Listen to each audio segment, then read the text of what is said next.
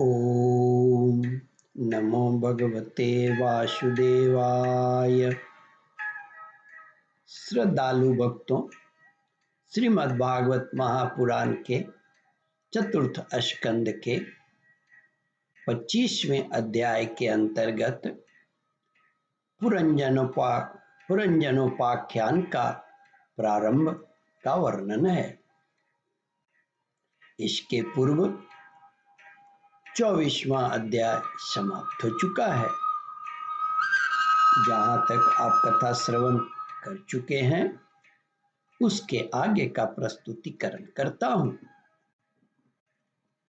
श्री मैत्रेय जी कहते हैं, विदुर जी, इस प्रकार भगवान शंकर ने प्रचेताओं को उपदेश दिया। फिर प्रचेताओं ने शंकर जी की बड़े भक्ति भाव से पूजा की। इसके पश्चात वे उन राजकुमारों से शंकर जी उन राजकुमारों के सामने ही अंतर्ध्यान हो गए। सब के सब प्रचेता जल में खड़े रहकर भगवान रुद्र के बताए हुए स्तोत्र का जप करते हुए 10,000 वर्ष तक तपस्या करते रहे।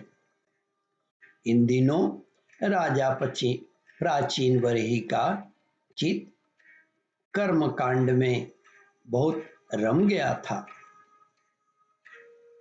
उन्हें अध्यात्म विद्या विशारद परम कृपालु नारद जी ने उपदेश दिया।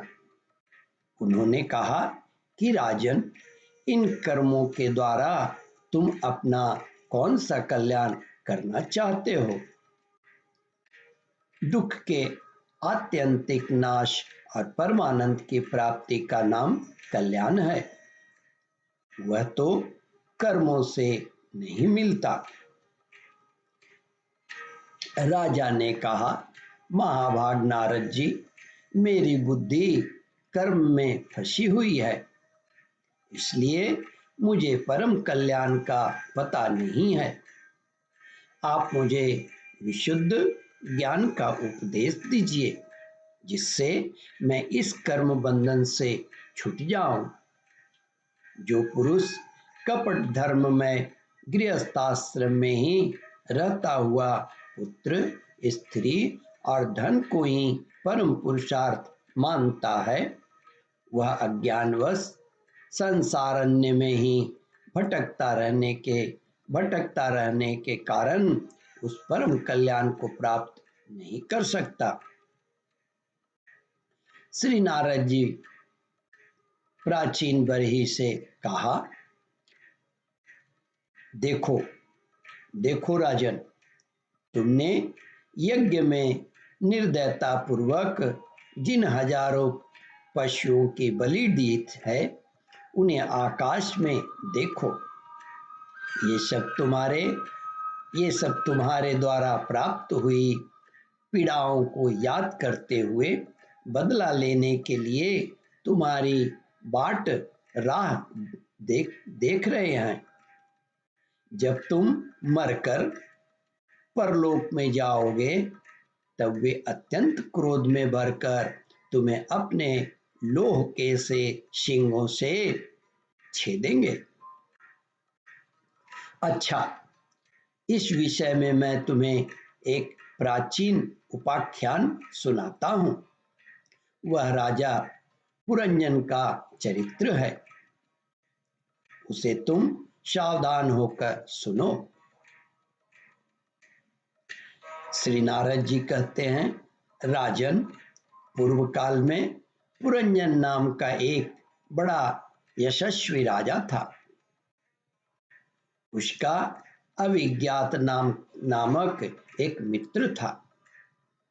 कोई भी उसकी चेष्टाओं को समझ नहीं सकता था।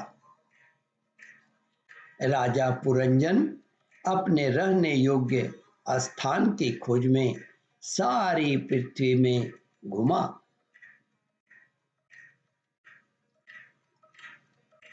फिर भी जब उसे कोई अनुरूप न मिला तब वह कुछ उदास सा हो गया। उस तरह तरह के भोगों की लालसा ही उसे तरह तरह की के भोगों की लालसा थी।